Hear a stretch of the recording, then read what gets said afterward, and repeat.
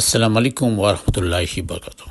আপনারা দেখছিলেন সূর্যমুখীর নতুন নতুন সিরিজগুলো, যেগুলো অনেক অনেক সুন্দর, দেখার মতো। আর দেখলে সবার কাছেই ভালো লাগবে, কারণ ভালো লাগার মতোই অনেক অনেক সুন্দর। আর যেগুলো দেখলেও অনেক সওয়াব হবে, এবং দেখলেও অনেক অভিজ্ঞতা আপনার হবে, এবং আপনার মনও চাইবে, মন চাইবে যে এখানে বারবার যাই। সে মক্কা নগরী।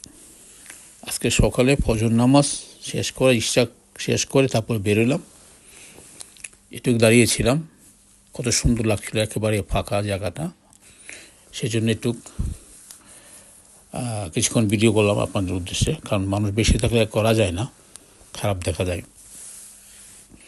সেই জন্য একেবারে খালি ছিল। আর ওই সময়টাতেই আমি কিছুক্ষণ ভিডিও করে দেখালাম যে আশপাশ কী ছিল আগে। এই যে পাহাড়গুলো দেখতেছেন, পিছনে পাহাড়গুলো কেটে কেটে কিন্তু করা হয়েছে। এই জায়গা কিন্তু সমতল ছিল না, এই জায়গা ছিল পাহাড়। সেই পাহাড়গুলো কেটে কেটে এখানে বিল্ডিং করেছে। আরও পাহাড় কাটতেছে, আরও অনেক বড় করবে, এরিয়াটা আরও অনেক বড় হবে, কারণ ওই দিক দিয়ে অনেক পাহাড় আরও ভাঙতেছে দেখলাম। আমি আপনাদেরকে দেখাবো। এই জায়গাটা পুরাটাই মনে করেন 5 স্টার, 3 স্টার, 4 স্টার হোটেল হবে এখানে। অনেক তো আছে, আরও হবে, কারণ শেষ করা মানে কুলানো জানে। যখন হজের সিজন হয় তখন মানুষের থাকার জায়গা হয় না, খুব কষ্ট করে, অনেক দূরে দূরে থাকতে হয়, দূর থেকে আসতে হয়। তো পিছনে যতগুলো পাহাড় সব কয়টাই ভেঙে ফেলেছে, ভেঙে ওরা বিল্ডিং করবে।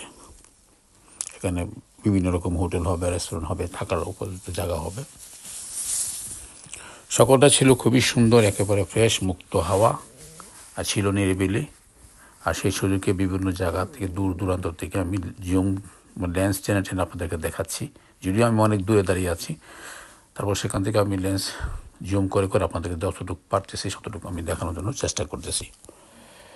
কারণ আমার কাছে আমি যতই ভিডিও করি, কেন আমার ভিডিও করার তোমার শেষ হয় না, মনে হয় আরও কিছুক্ষণ করি, আরও কিছুক্ষণ করি, এমন মনে হয়। যেমন বেরিয়ে আসলে মনে হয় কেন বেরিয়ে আসলাম, ভিতরে থাকতাম আরও কয়েকজন নামাজ পড়তাম, নফল নামাজ পড়তাম, এমন মনে হয় আর কি। আপনাদের এমনই মনে হবে ওখানে গেলে, জায়গাটা। ওই দেখেন পাহাড়গুলি, পিছনে যে পাহাড় দেখা যাচ্ছে, দেখেন এগুলো আরও ভাঙতেছে তারা। ওখানে আরও বড় বড় বিল্ডিং হবে, আরও থাকার উপযোগী জায়গা করবে ওরা।